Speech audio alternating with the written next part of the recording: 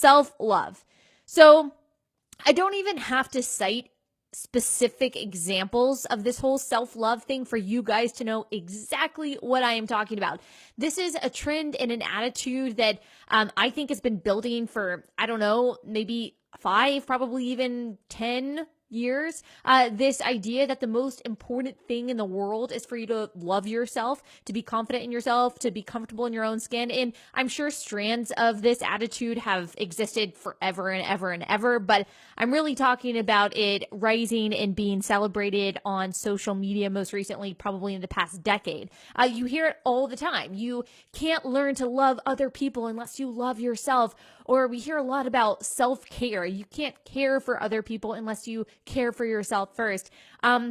This also comes in the form of saying, oh, just stay true to yourself. All your opinions are justified because it is your truth. It's all about empowerment because apparently that's what people need these days, to just feel empowered.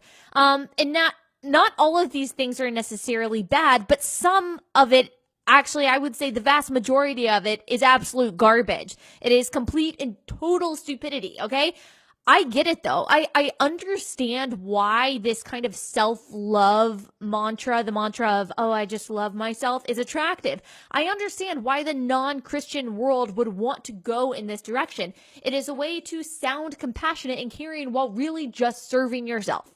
So you can prioritize your own happiness, your own comfort, your own convenience above the happiness, the comfort, and the convenience of other people, and provide a really virtuous sounding reason for doing so. It is a sanitized version of selfishness. That's all it is. You can protect yourself from criticism when you know you're wrong because, well, you're just a free thinker. You're just staying true to who you are. It's a way to be arrogant and self-absorbed while sounding moral.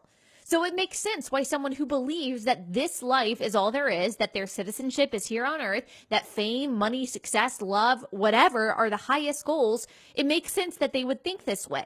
Why wouldn't you love yourself above everything else? Even in your humanitarian pursuits and good deeds, you do those things because it feels good, because it serves you in some way. If your hope and identity is not in heaven, is not in Jesus Christ, why wouldn't you always be looking out for what's best for you? But for Christians, that outlook does not hold up next to how the Bible tells us to live.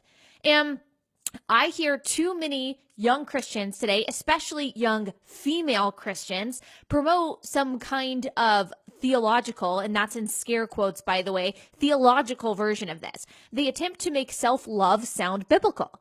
Well, spoiler, for those of you who don't know, the Bible never commands us to love ourselves.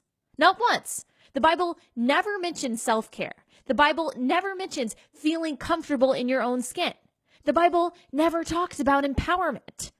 Now, look, I'm going to get into why I think aspects of these things, like I've said, are biblical, why being comfortable with how God made you, the body God gave you, and being confident and empowered in some way are Christ-like attributes. And I'll talk about legitimate struggles with insecurity and things of that nature, but I need to get through this hard truth first. And that truth is, according to the Bible, it is not about you.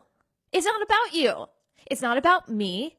It's not about any of us. It is about Jesus. The entire Bible is about him. All of history is about him. Everything is about him and giving him glory because of God's incredible mercy. He has allowed us, those who believe in Christ, to be beneficiaries of his grace by way of Jesus' saving death and resurrection.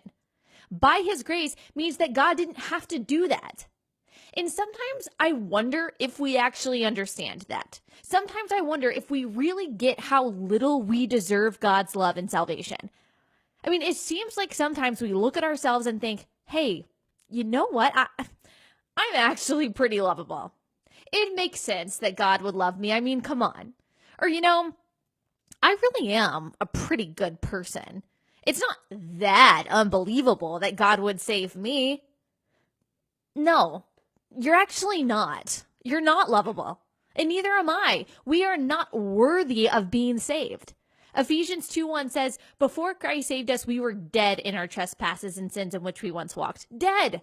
Romans 5:8 says that while we were still sinners, Christ died for us. Two verses later, verse 10 says, Jesus died for us while we were enemies with God. That is the state of all of us apart from Christ, hostile to God, as Colossians 1:21 says, separated from God, as Ephesians 2:12 says. No person in the world who is apart from Christ has a reason to boast.